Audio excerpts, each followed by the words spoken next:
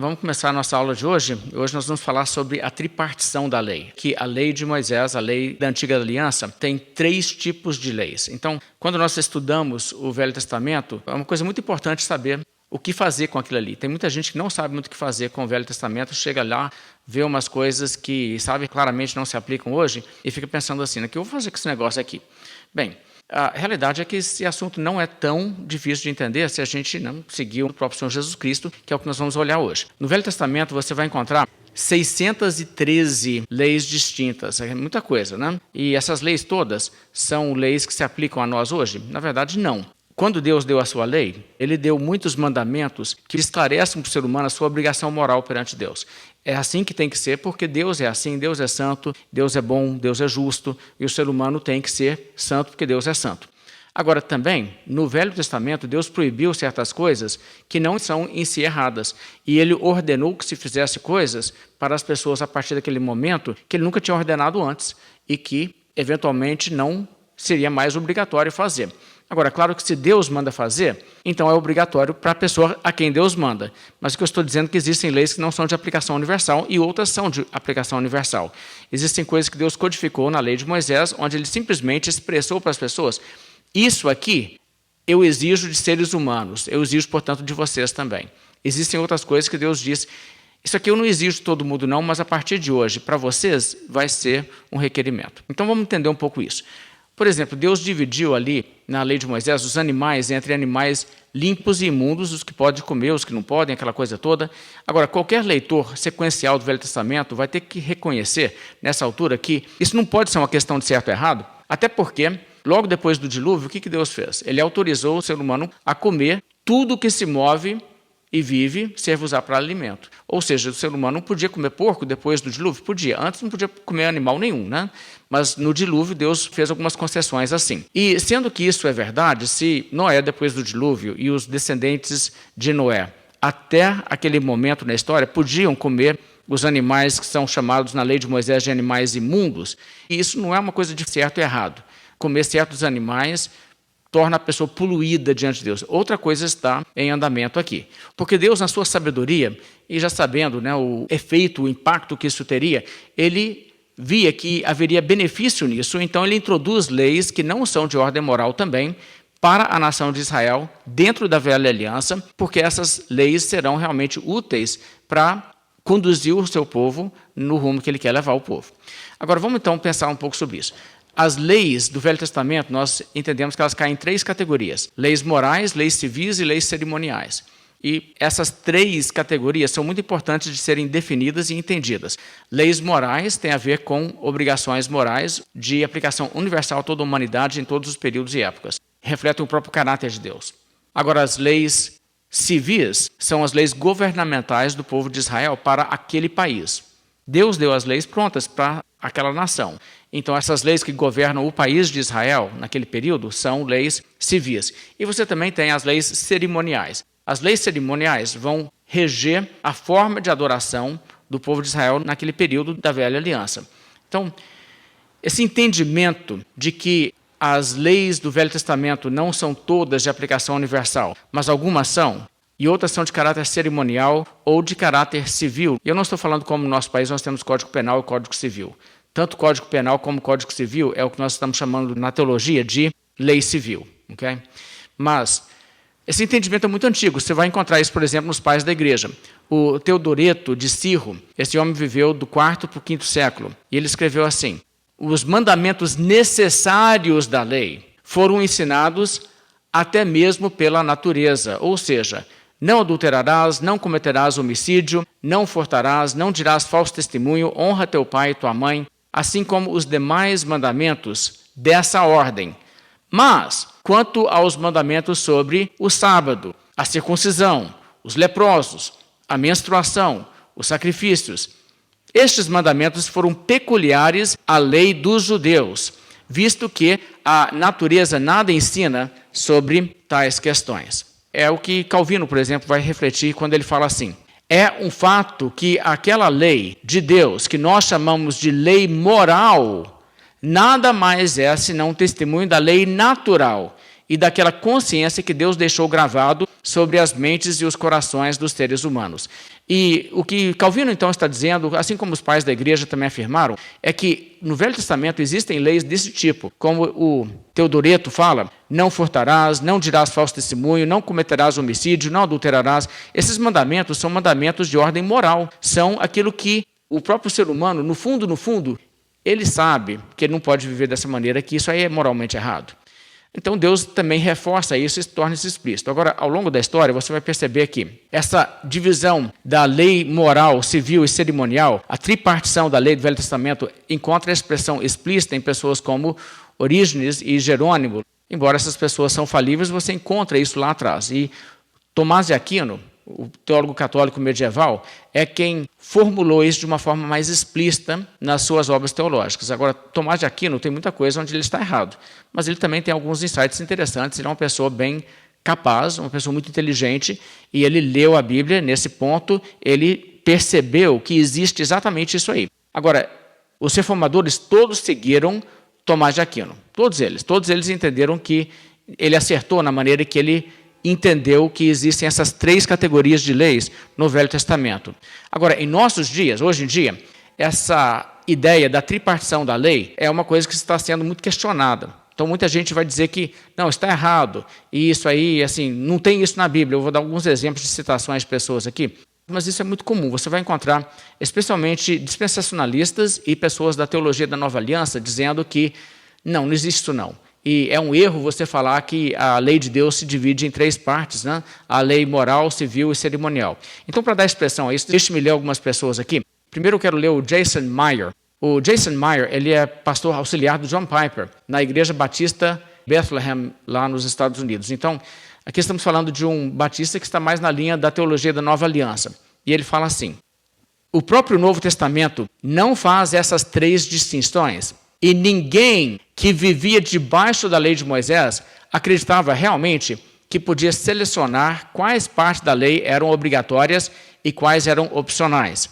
A lei de Deus vem como um conjunto, sem substituições. Portanto, exegetas não devem impor as três distinções ao ler os textos do Novo Testamento que falam da lei como uma entidade singular. Além do mais, será uma tarefa desafiadora tentar dividir todas as leis em três compartimentos distintos e precisos. Essa denúncia dele é interessante, porque veja só o que ele fala. Ninguém que vivia debaixo da lei de Moisés acreditava que podia selecionar quais partes da lei eram obrigatórias. Ora, claro que não, porque para eles todas as três partes eram obrigatórias. Mas a questão é, essas categorias existem aqui na lei? Sim, elas existem. E ele vai dizer que não, ele diz que a lei é um pacote completo. De fato, o Novo Testamento, em alguns momentos, quando se fala da lei de Moisés, está tratando a lei como um pacote completo. Mas também você vai perceber que dentro do pacote existem essas subdivisões. O que ele não quer reconhecer aqui, ele está dizendo que não é assim. Ele diz que pessoas que fazem a exegese do Novo Testamento hoje não devem fazer essa distinção. Mas devem sim, ok? Eu vou demonstrar motivos pelos quais a gente fala isso. Mas outra coisa que ele diz aqui, ele diz que, além do mais, será uma tarefa desafiadora tentar dividir todas as leis em três compartimentos distintos e precisos. Tá, pode ser uma tarefa desafiadora, mas é uma tarefa possível e até uma tarefa importante de se fazer. E a gente tem que fazer assim no Novo Testamento, mas de forma alguma, essas categorias são arbitrárias. O que você vai encontrar é que no Velho Testamento as leis estão todas misturadas, sim, mas a natureza das leis pode ser distinta. Agora, então, vamos entender como que isso acontece. Para a gente entender o que está acontecendo aqui, como que essas leis funcionam, você tem que primeiro entender o conceito que nós temos de leis positivas e leis morais. Essa é a primeira distinção. Veja que leis civis e cerimoniais são leis positivas e não são leis morais. O que eu quero dizer com isso aí?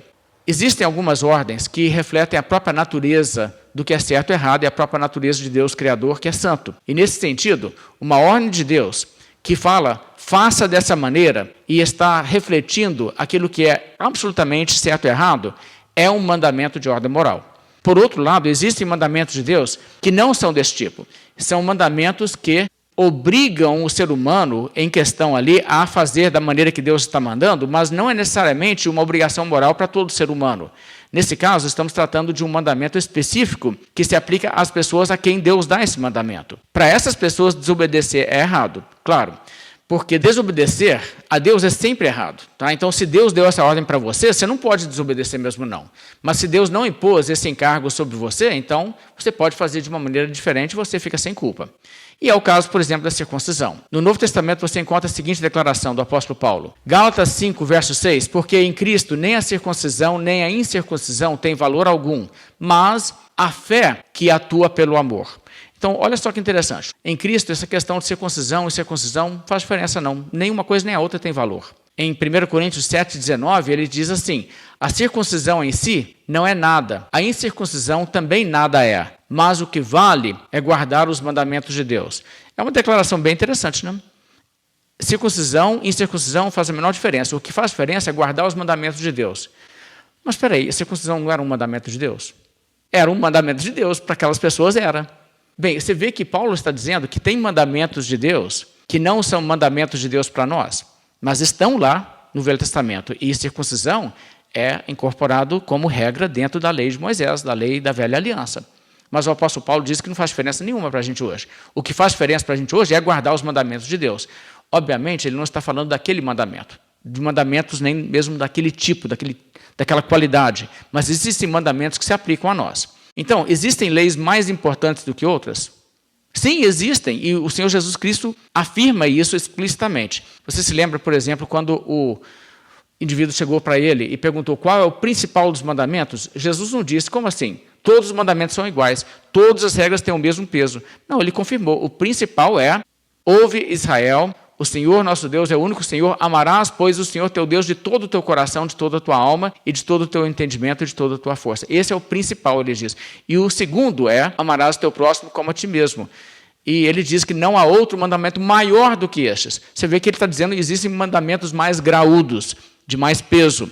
E outras coisas você vai encontrar na boca de Jesus. Por exemplo, Jesus falou sobre os escribas e fariseus que eles guardavam as coisas menos importantes da lei. Tipo, eles davam dízimo das plantas minuciosas, né? Endro, cominho.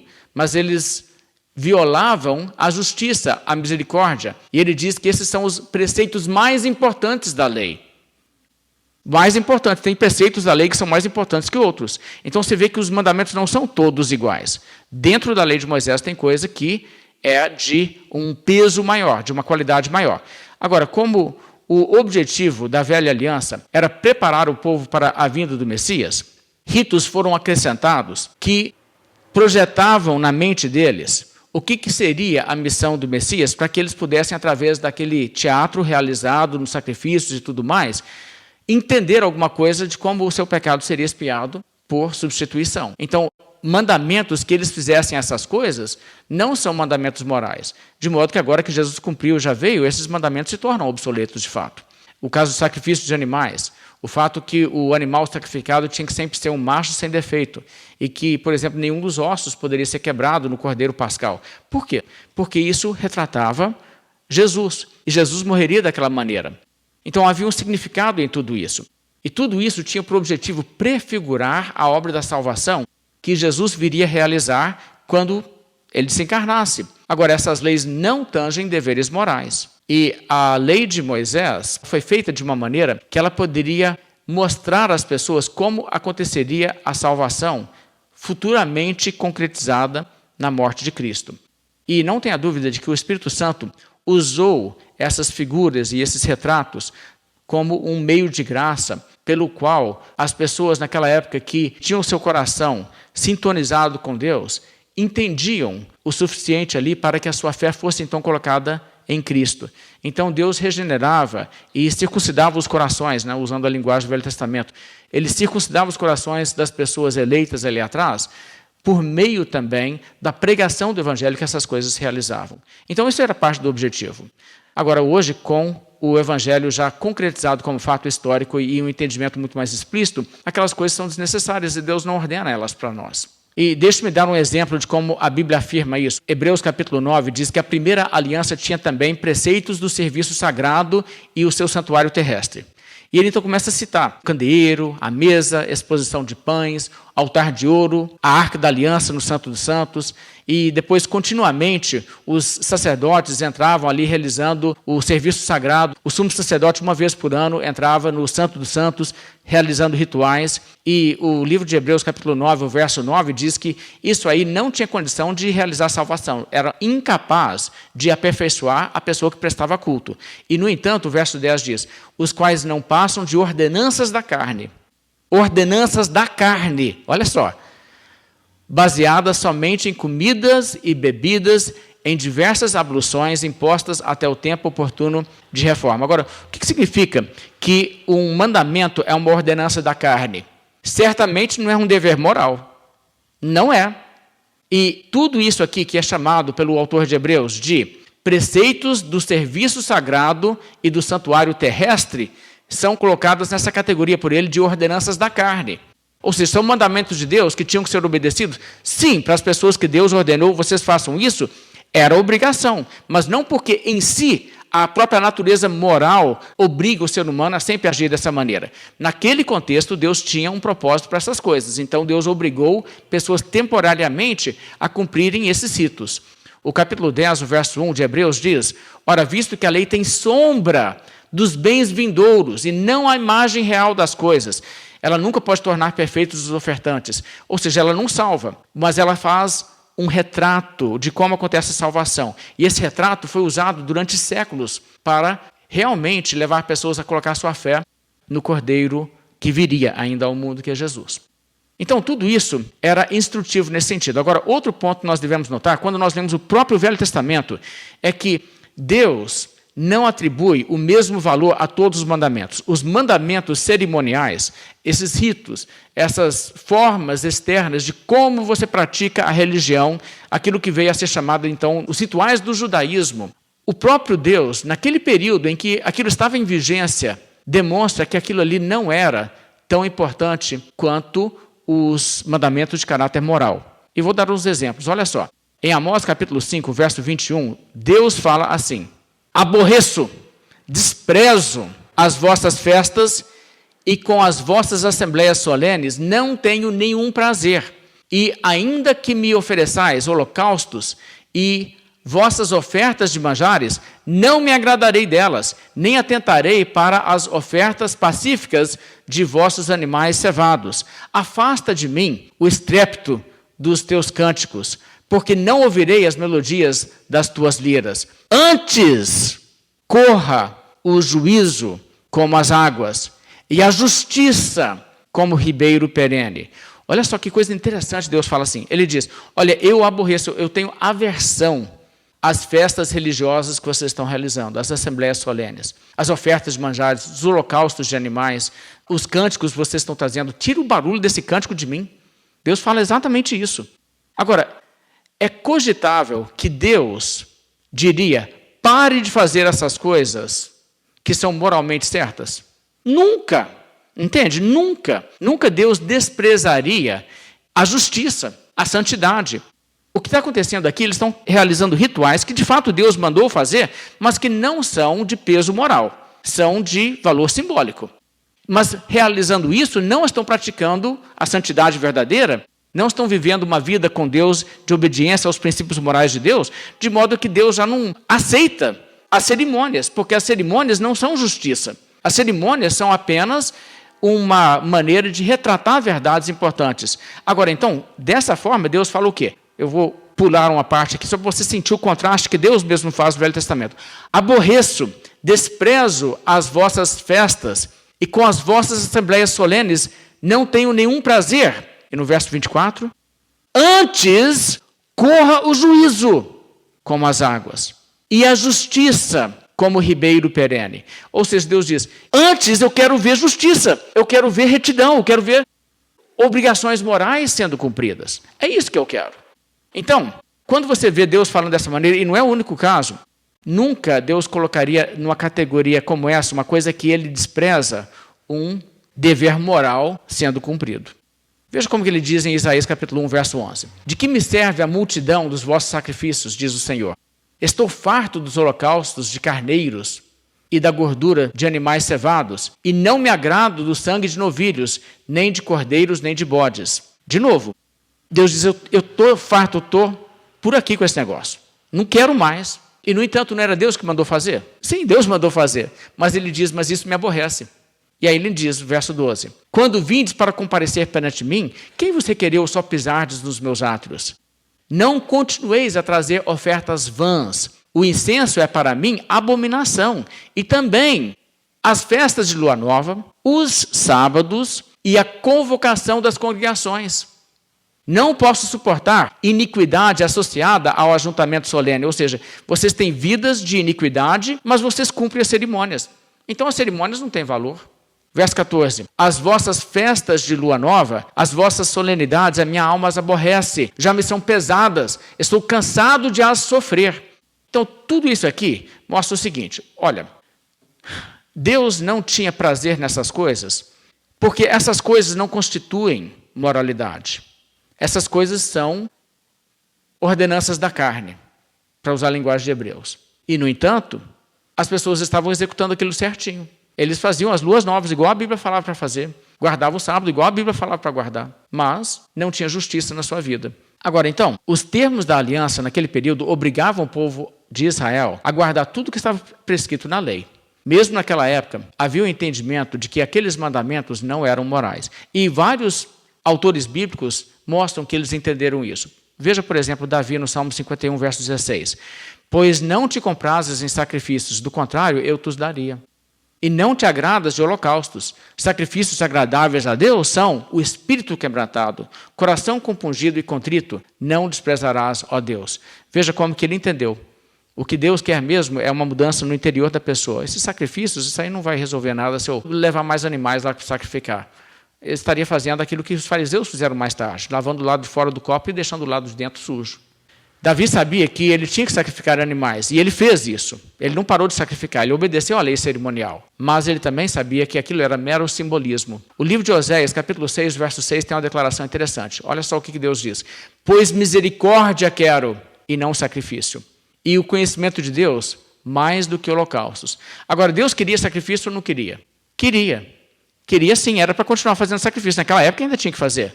Mas ele diz, misericórdia quero e não sacrifício. O que ele quer dizer com isso? Não tem o mesmo peso. Eu quero que você tenha um coração misericordioso. Eu quero que você tenha uma vida reta. O conhecimento de Deus. Isso mais do que os holocaustos. Agora, então, tendo dito isso, por outro lado, você tem que lembrar que existem leis que são uma expressão do caráter de Deus, como o mostrar misericórdia, praticar a justiça e o juízo. E existem coisas que nós podemos dizer, isso aqui é praticar a justiça, não matar um cordeiro em tal data. Aquilo não é praticar justiça, aquilo é cumprir uma cerimônia. Mas existem coisas que, se você não fizer, você faz aquilo que é abominável aos olhos de Deus para qualquer ser humano fazer em qualquer época. É uma violação de princípios eternos e imutáveis que estão atrelados ao caráter de Deus. Agora, essas leis são as mesmas, tanto na velha aliança, a partir de Moisés, como no Novo Testamento com Cristo, e até mesmo antes da lei de Moisés. Por exemplo, quando Caim matou Abel, foi pecado? Foi pecado. Deus tinha dado a sua lei por escrita para Moisés? Não tinha não, mas foi pecado. Está vendo por quê? Porque aquilo ali é uma coisa errada de se fazer. E dado a imutabilidade de Deus, o que é certo, o que é errado, de forma imutável. Então, leis positivas da aliança da lei são peculiares para quem vive naquele regime e não são obrigatórias para mais ninguém, nem mesmo naquela época. Ou seja, Deus não vai condenar alguém lá na China porque ele não estava observando a Páscoa. Aquilo ali foi dado como uma cerimônia para os judeus. Ele não vai exigir nenhum daqueles rituais cerimoniais de outros povos. E ele não os condena por isso. Você pode ler as censuras que Deus traz aos pagãos, são sempre por fazer aquilo que é moralmente errado, violar princípios eternos. Agora, as leis positivas da aliança mosaica já não obrigam pessoas na nova aliança também. Por quê? Porque nós estamos no outro regime, aquele regime expirou, se tornou obsoleto. Deixa-me citar o Douglas Moo. No contexto da teologia de Paulo, dizer que Cristo é o telos da lei é o mesmo que dizer que ele é o ponto culminante para a lei mosaica. Ele é o seu objetivo, no sentido de que a lei sempre serviu e esperou ansiosamente por Cristo, mas ele é também o seu fim, visto que nele o cumprimento da lei encerra aquele período de tempo quando a lei foi um elemento fundamental no plano de Deus. A lei mosaica, com a instituição da nova aliança, se torna obsoleta. O pacote completo, sim, se torna obsoleto. Agora, o que isso não quer dizer? Isso não quer dizer que tudo que está lá se tornou obsoleto. O pacote como um todo, sim, mas existem coisas lá atrás que continuam. Agora, deixe-me ler uma citação de um brasileiro, no caso, o Pedro Pamplona, na Igreja Batista Filadélfia, em Fortaleza. Como igreja, comunidade da nova aliança, não estamos mais debaixo da lei mosaica da antiga aliança, nem mesmo de sua parte moral, visto que não existe essa tripartição. Mas, antes de qualquer coisa, é preciso fazer uma observação. Não desprezamos os 10 mandamentos e a lei mosaica. Ela é útil como toda a palavra de Deus é útil. Nela podemos ver expressões do caráter eterno de Deus e também retirar princípios eternos para nossas vidas cristãs. Só não estamos mais debaixo da obrigação de guardá-la. Eu trouxe essa citação porque é um exemplo perfeito da confusão que você vai encontrar em muitos meios hoje, onde a pessoa fala coisas totalmente erradas. Essa declaração dele está totalmente errada. Ok? Agora, deixa-me repetir o ponto que ele fala aqui para vocês entenderem por que isso aqui está errado. Ele diz que não existe essa tripartição. Existe sim. Mas ele também diz que nós não estamos debaixo da lei mosaica da antiga aliança, nem mesmo de sua parte moral. Eu vou te provar que ele errou. Mas guarde que ele falou isso. Isso aqui é o que você vai ver. Dispensacionalista costuma falar coisas desse tipo.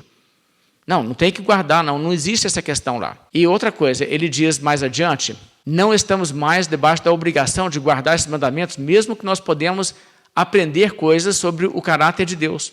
Ora, se eu aprendo uma coisa que isso aqui é o caráter eterno de Deus, aí eu não sou obrigado a guardar, não? É claro que eu sou. É uma confusão muito grande se expressar dessa maneira. E não é isso que você encontra no Novo Testamento. Eu quero então mostrar isso. Olha só. Porque nós vivemos em uma nova aliança. Somos várias vezes lembrados, no entanto, a não desobedecer leis do Velho Testamento. Porque elas estão no Velho Testamento. E isso é que você não pode ignorar. Eu quero então provar o que eu estou dizendo. Romanos 13, verso 8. Paulo fala assim. A ninguém fiqueis devendo coisa alguma, exceto o amor com que vos ameis uns aos outros, pois quem ama o próximo tem cumprido a lei. Pois isto, não adulterarás, não matarás, não furtarás, não cobiçarás. E se há qualquer outro mandamento, tudo nessa palavra se resume. Amarás o teu próximo como a ti mesmo. O amor não pratica o mal contra o próximo, de sorte que o cumprimento da lei é o amor. É muito interessante que o apóstolo Paulo cita 4 dos mandamentos dos 10 mandamentos. Não adulterarás, não matarás, não furtarás, não cobiçarás. E ele diz, e se há qualquer outro mandamento, tudo se resume nessa palavra. E ele pega de novo e faz uma outra citação do Velho Testamento. Amarás o teu próximo como a ti mesmo. Existem esses mandamentos que se você violar esses mandamentos, você está pecando. E ele está claramente fazendo alusão ao Velho Testamento e diz, se você fizer essas coisas, violar esses mandamentos, você está pecando. Por quê? Porque isso aqui é lei, isso aqui é mandamento de Deus. Onde está isso? No Velho Testamento. Efésios capítulo 6, verso 1. Filhos, obedecei a vossos pais no Senhor, pois isso é justo. Honra teu pai e tua mãe, que é o primeiro mandamento com promessa. Ele cita, honra teu pai e tua mãe, e diz que é um mandamento que se aplica a nós. Veja que, novamente, o apóstolo Paulo diz, não, você é obrigado a cumprir, porque o Velho Testamento fala isso. Então, esse mandamento que está no Velho Testamento é um mandamento que se aplica, que é pecado se você não fizer isso. 1 Pedro, capítulo 1, verso 14. Como filhos da obediência, não vos amoldeis às paixões que tinhas anteriormente na vossa ignorância. Pelo contrário, segundo é santo aquele que vos chamou, tornai-vos santos também vós mesmos em todo o vosso procedimento, porque está escrito, sede santos porque eu sou santo. Olha o que Pedro diz. Ele fala assim, você tem que ser assim. Você tem que se tornar santo. Por quê? Porque está escrito, sede santos porque eu sou santo. Ele está citando Levítico 19, 1. Agora, no entanto, o que ele está dizendo? Você é obrigado a fazer isso. Por quê? Porque está escrito no Velho Testamento que você tem que ser assim. Ele não está dizendo o Velho Testamento você não é obrigado a cumprir mais. Ele está dizendo, esse detalhe que está lá no Velho Testamento, você está obrigado a cumprir. Por quê? Porque está escrito. É porque está lá no Velho Testamento que você tem que cumprir. Outro exemplo disso, o apóstolo Paulo, em Atos 23:5, respondeu Paulo: não sabia, irmãos, que ele é o sumo sacerdote, porque está escrito, não falarás mal de uma autoridade do teu povo. Porque está escrito, olha que palavra interessante. Ele falou assim, eu falei dessa maneira porque eu não estava percebendo que ali a pessoa de quem eu falei é o sumo sacerdote. Se eu soubesse, eu não tinha feito, porque eu sei que eu não posso fazer isso não, porque está escrito, não falarás mal de uma autoridade do teu povo. Gente, isso é Êxodo 22:28. O que o apóstolo Paulo então está dizendo é, aquela declaração, contra Deus não blasfemarás, nem amaldiçoarás o príncipe do teu povo, é uma declaração na Bíblia que governa nossas vidas hoje. Ele, vivendo na nova aliança, não pode quebrar esse mandamento. Por quê? Porque isso está lá na Bíblia, porque está escrito isso. Então, e esse mandamento é de ordem moral, claramente. Então, é assim que você deve perceber como o Novo Testamento usa. Outro caso. Tiago, capítulo 2, verso 1, Tiago fala assim, porquanto aquele que disse, não adulterarás, também ordenou, não matarás. Ora, se não adulteras, porém matas, vens a ser transgressor da lei.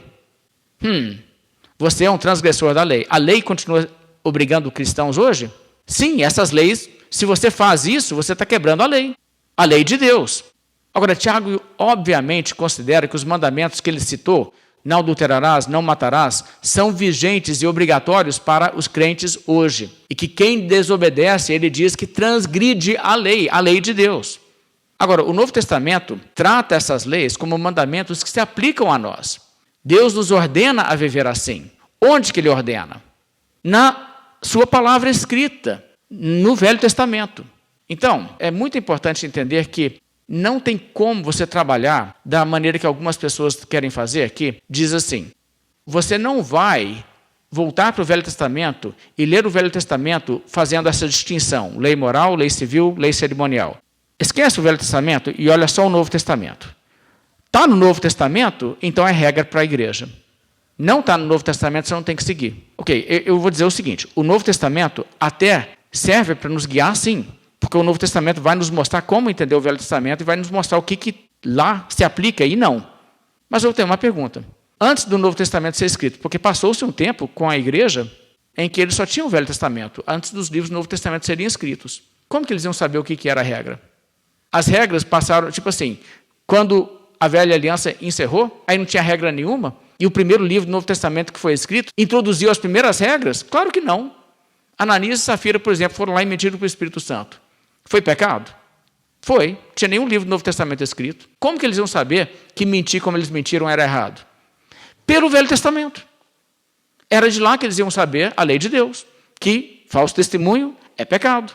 Então, quer dizer, você não precisa do Novo Testamento para saber que aquilo é uma coisa moralmente errada. E você não pode falar assim, não, você não está mais obrigado a guardar o que está no Velho Testamento, até que no Novo Testamento alguém diga, agora você tem que guardar. Senão não teria sido errado o que eles fizeram. Quer dizer, isso é uma simploriedade que até cansa, sabe? Você ouvir gente assim, tentando argumentar dessa maneira. Você tem que perceber que a coisa não é assim. Agora, é claro que você usa o Novo Testamento sim, mas você usa o Novo Testamento para ver como que o Novo Testamento trata o Velho Testamento.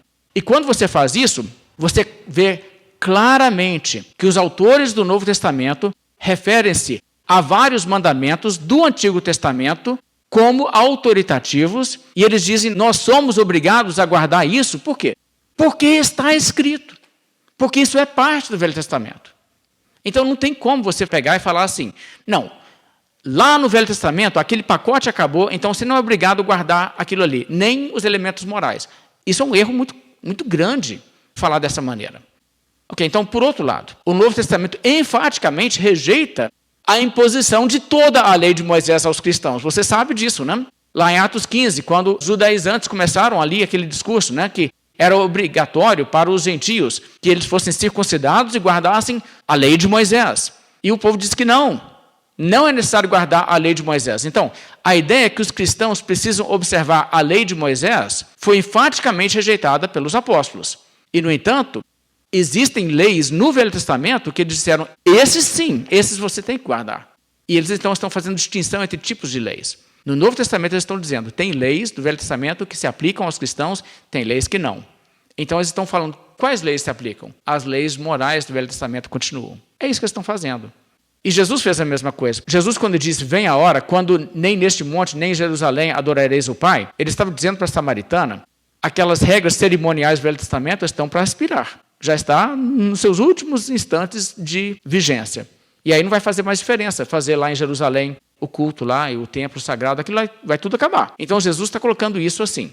Aliás, o que Jesus falou ali não é nem novidade, no Velho Testamento mesmo, existe esse reconhecimento de que algumas das leis que estavam embutidas na Velha Aliança eram de ordem temporária. Você se lembra que Jeremias 3,16, por exemplo, que chegará um momento em que nunca mais se exclamará a arca da aliança do Senhor. Ela nem mais viria à mente das pessoas, nem se lembrariam dela e não sentirão falta dela e não farão outra. Ou seja, Jeremias estava dizendo, olha, hoje tem isso mesmo, tem a arca da aliança, então vai chegar um momento que vai precisar de sair mais, não.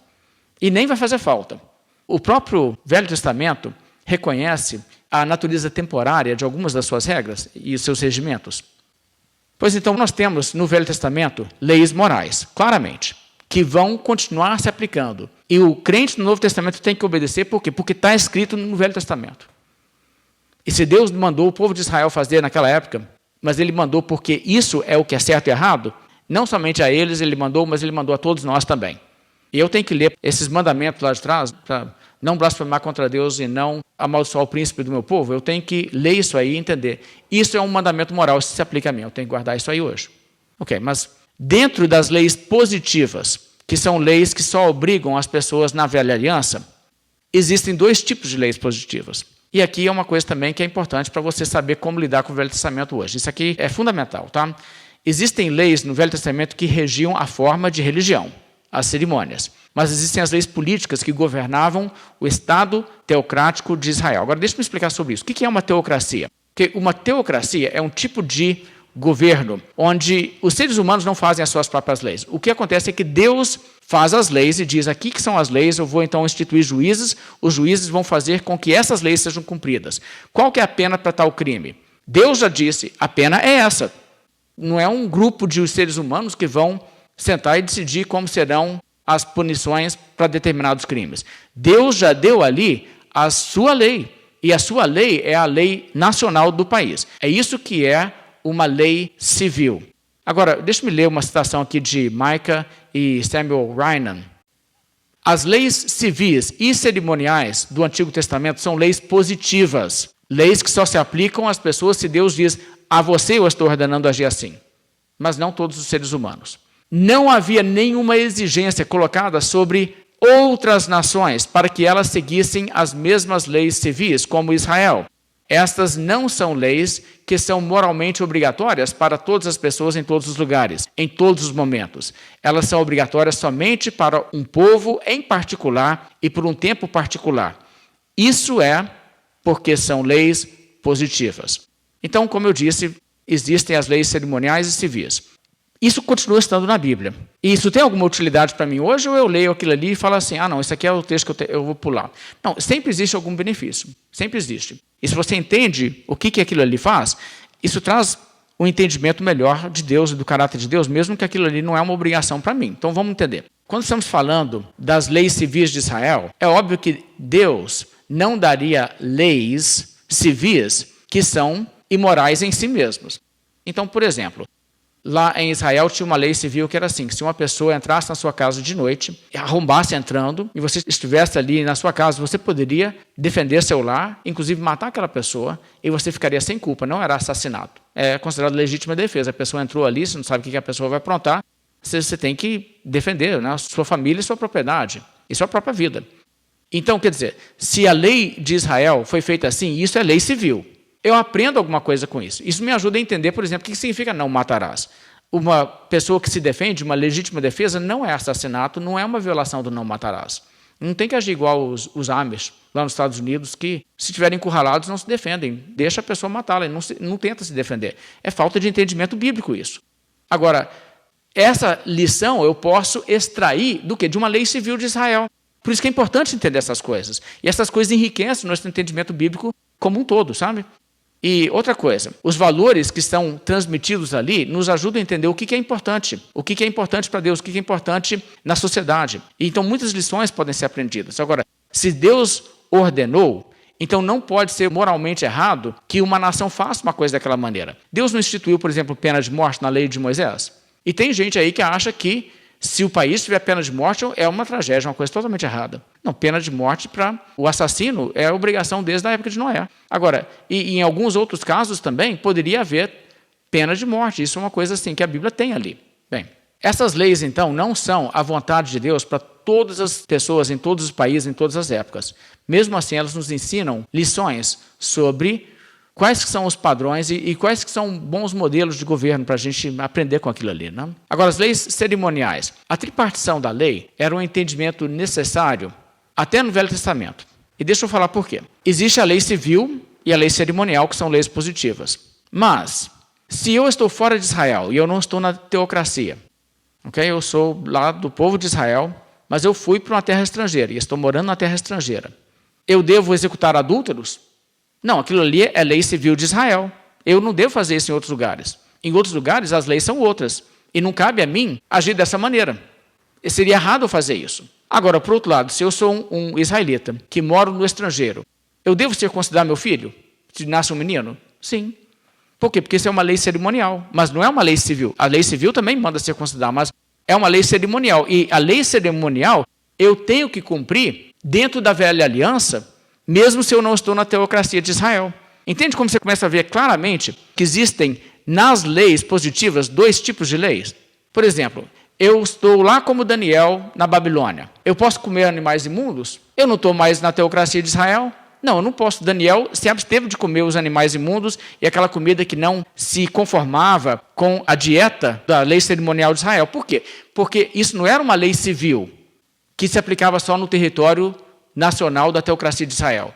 Isso era uma lei cerimonial que se aplicava dentro daquele regime de velha aliança. Então, lá no estrangeiro, ele ainda guarda isso. Ele tinha que guardar o sábado? Sim, ele tinha que guardar o sábado, porque é uma lei cerimonial do Velho Testamento e ele está na velha aliança, ele tinha que guardar o sábado.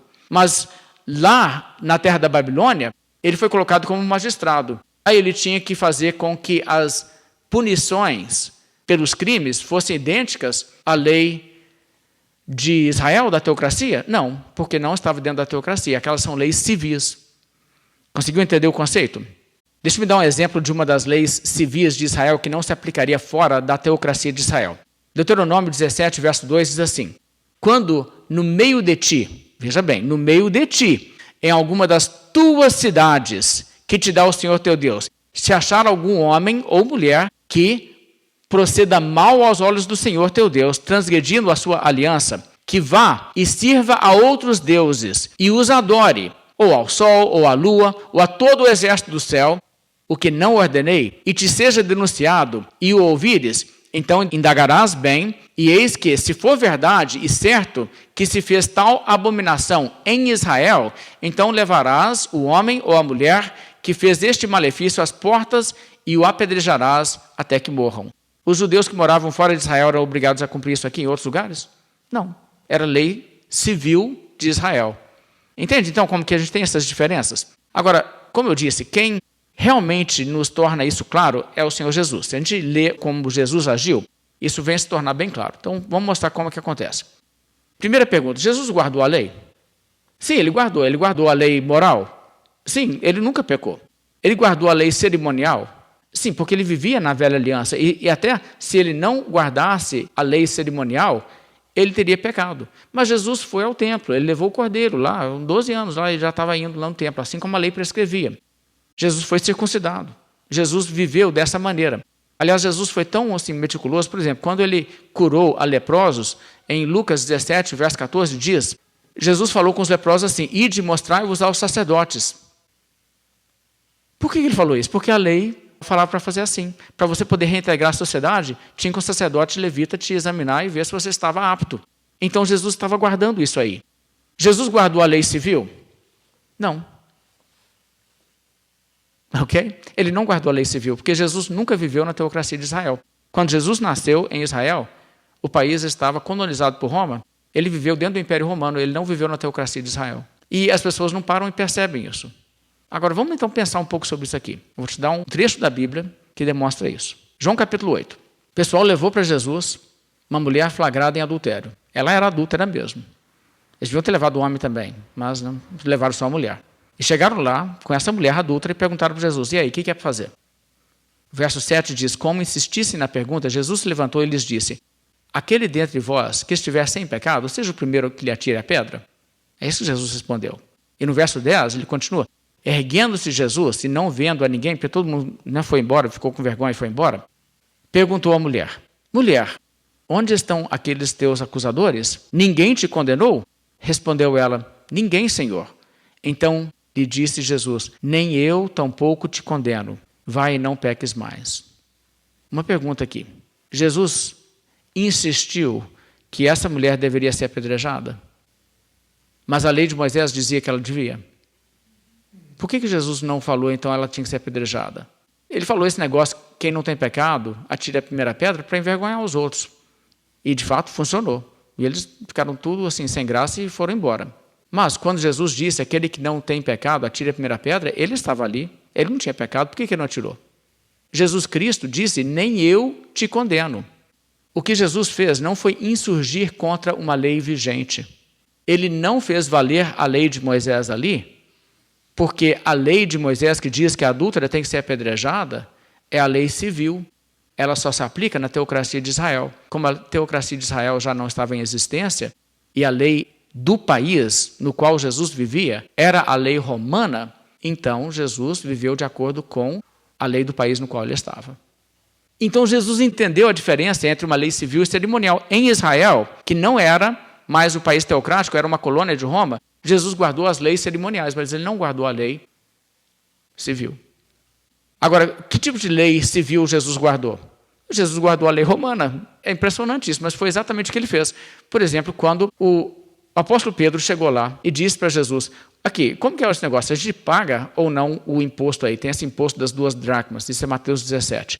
E Jesus diz, bem, certo seria a gente nem pagar, né? Porque nós somos ministros de Deus aqui nesse mundo, mas para a gente não ofender, faz o seguinte, vai lá, lança um anzol no mar, você vai pegar um peixe, e o peixe que você pegar vai ter nele um estáter, uma moeda que cobriu o valor do imposto para a pessoa dele e de Pedro, e aí você vai lá e paga o imposto. E Jesus pagou o imposto de Roma. O imposto de Roma é lei de Deus? Não. É lei civil de Israel da velha aliança? Não.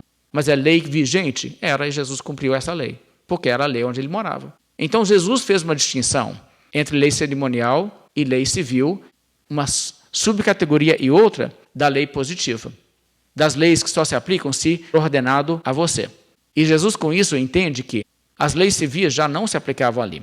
Agora, Jesus também fez distinção entre leis cerimoniais e leis morais. E isso é muito importante. E é da maneira que Jesus tratou isso que os apóstolos vieram a entender bem a coisa e deixar o legado tão claro no Novo Testamento sobre isso. Vamos entender como que acontece. Em Mateus 12, verso 1. Por aquele tempo, em dia de sábado, passou Jesus pelas searas. Ora, estando os seus discípulos com fome, entraram a colher espigas e a comer. Os fariseus, porém, vendo isso, disseram-lhe, eis que os teus discípulos fazem o que não é lícito fazer em dia de sábado. Então aqui a acusação. Os fariseus inventaram regras, e conforme as regras deles, os discípulos de Cristo estavam violando o sábado. Mas de acordo com a interpretação correta da lei de Moisés, eles não estavam. Aquilo não era ir trabalhar no sábado. Na verdade, eles não estavam violando o sábado. É importante entender isso. Porque naquele momento da história, eles tinham que guardar o sábado mesmo. Era a lei cerimonial que se aplicava. Agora, no entanto, os fariseus tinham uma interpretação errada da coisa, então eles acusaram os discípulos de quebrar um mandamento da lei de Deus. Verso 3. Mas Jesus lhes disse, não lestes o que fez Davi, quando ele e seus companheiros tiveram fome, como entrou na casa de Deus, e comeram os pães da proposição, os quais não lhes era lícito comer, nem a ele, nem aos que com ele estavam, mas exclusivamente aos sacerdotes? O que Jesus faz aqui é uma coisa bem interessante, porque Jesus nem entra na discussão de isso que os discípulos fizeram é uma violação real do sábado ou não. Ele nem entrou no mérito dessa questão aí. Ele levou a discussão para outro lado. Jesus falou o seguinte, vocês lembram que lá no Velho Testamento, Davi, quando estava fugindo de Saul, uma tropa com ele, e eles precisavam de comer, ou eles estavam sujeitos a realmente morrer. Era uma questão de vida ou morte. Sem alimento, você não consegue nem escapar, e os exércitos de Saul te apanham. E naquelas circunstâncias, ele chegou na casa de Deus, e ali tinha pão, mas pão que pela lei de Israel só sacerdotes podiam comer. Essa lei é uma lei cerimonial. E o fato é que Davi pegou aqueles pães e comeu e ficou sem culpa. Jesus diz que ele não está errado nisso. O que ele fez certo. Por quê? Porque aquilo é apenas uma cerimônia. Agora, o dever moral de você cuidar da sua própria vida e das vidas das pessoas que estão com você, coloque-se acima de uma cerimônia. Quando existe um conflito entre dois mandamentos, um sendo cerimonial e outro de ordem moral, você pode quebrar um mandamento cerimonial para você não falhar com seus deveres morais. E o dever moral de preservar a vida de gente inocente dava direito a ir lá e pegar aquele pão e comer aquele pão, até mesmo em violação da lei de Moisés. Mas era uma lei cerimonial. E em seguida Jesus mostra que no sábado os sacerdotes no templo violam o sábado e ficam sem culpa. Verso 5 ele continua e diz assim: ou não lestes na lei que aos sábados os sacerdotes no templo violam o sábado e ficam sem culpa? Pois eu vos digo, aqui está quem é maior que o templo. O que Jesus disse é bem interessante. A lei do sábado diz que uma pessoa não pode trabalhar, ganhar ali o seu sustento no sábado. É para descansar e não fazer trabalho. E, no entanto, em dia de sábado, tinha sacrifício? Tinha também. Então, óbvio que se Deus falou para cumprir essa cerimônia, fazer isso nos sábados também, você pode fazer. Só que, para fazer, você tem que reconhecer que você está quebrando o sábado. E não adianta dizer que não, porque isso é um serviço sagrado. Não, Jesus disse, os sacerdotes violam o sábado. Os sacerdotes no templo violam o sábado e ficam sem culpa. Jesus que falou isso. Ou seja, uma interpretação correta da lei do sábado significa que os sacerdotes, se fossem guardar o sábado, teriam que não realizar o seu trabalho no templo no sábado. Só que eles realizam, porque existe um conflito de dois mandamentos. O mandamento cerimonial do sábado e o mandamento cerimonial do sacrifício diário. Então eu posso então quebrar o sábado se eu sou um sacerdote. O sacerdote pode trabalhar no sábado e é uma violação do sábado? É, mas por que você está fazendo isso? Para cumprir o mandamento cerimonial de Deus de fazer o sacrifício diário. Eu posso fazer isso como um mandamento moral? Para cumprir o mandamento cerimonial, eu posso quebrar um mandamento moral de Deus? De jeito nenhum. Digamos que eu fale assim, olha só, a única maneira que eu vou poder cumprir a cerimônia e continuar a fazer o rito aqui que Deus mandou fazer é se eu matar uma pessoa inocente. Aí eu posso matar uma pessoa inocente para cumprir a cerimônia? Claro que não, né? A única maneira que eu vou conseguir realizar o mandamento cerimonial é se eu cometer um furto aqui para ter recurso para fazer o negócio. Aí eu posso? Não, é assim. Você não faz coisa moralmente errada para ter como realizar uma cerimônia, uma lei cerimonial. Mas, se for um mandamento cerimonial que você vai ter que violar, tipo, não pode trabalhar sábado, aí pode. É só uma cerimônia mesmo. Então, uma lei cerimonial e outra, entende? Não existe conflito moral aqui. O verso 7, Jesus ainda continua e fala assim: mas se vós soubesses o que significa misericórdia quero e não holocaustos, não terias condenado inocentes. Ele cita Oséias 6,6. Ele está dizendo, olha, se vocês entendessem que existem certas coisas que são de ordem moral e certas coisas que são cerimônias, vocês não teriam entrado nessa questão aí de querer condenar os discípulos por causa disso. Porque, olha só, os discípulos estão fazendo a obra de Deus.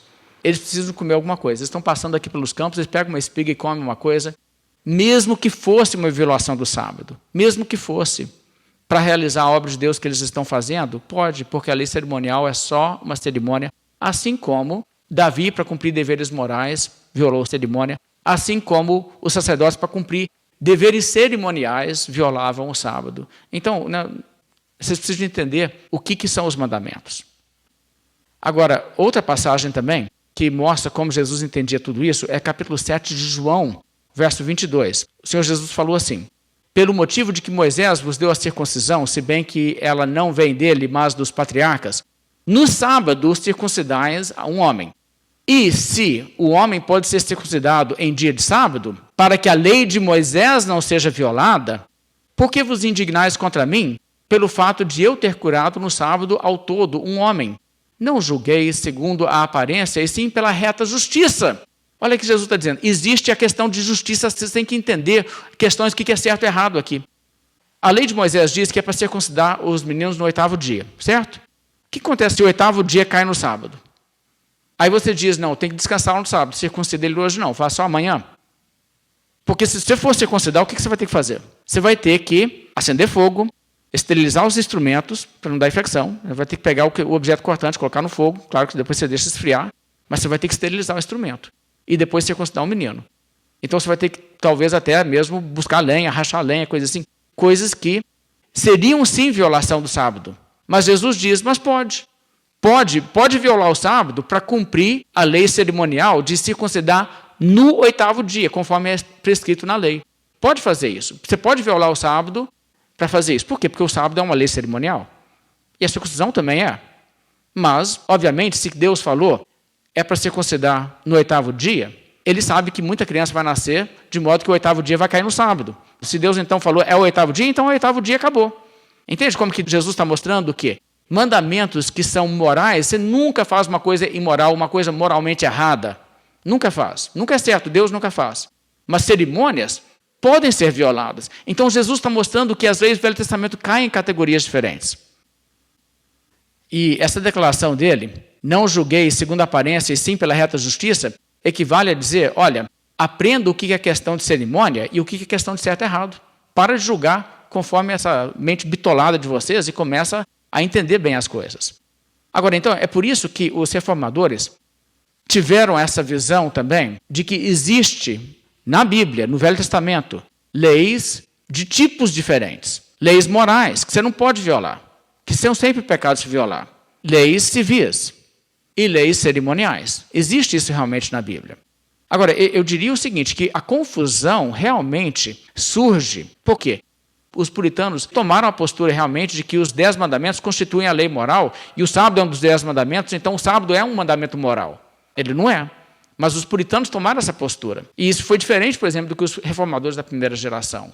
E como eles fizeram isso aí, isso gerou uma confusão muito grande. Porque, veja só, o que aconteceu é simplesmente o seguinte. Os dispensacionalistas leem a Bíblia e percebem, mas no Novo Testamento nós somos liberados dessa questão do sábado. Não tem que guardar o sábado. E aí eles falam assim, então, está vendo, essa distinção da lei moral caiu por terra. Mas é porque a definição de lei moral está errada. Os 10 mandamentos não são a lei moral, não é assim. Os 10 mandamentos, 9 deles são morais. Um não é, um é cerimônia. Então, vamos lá.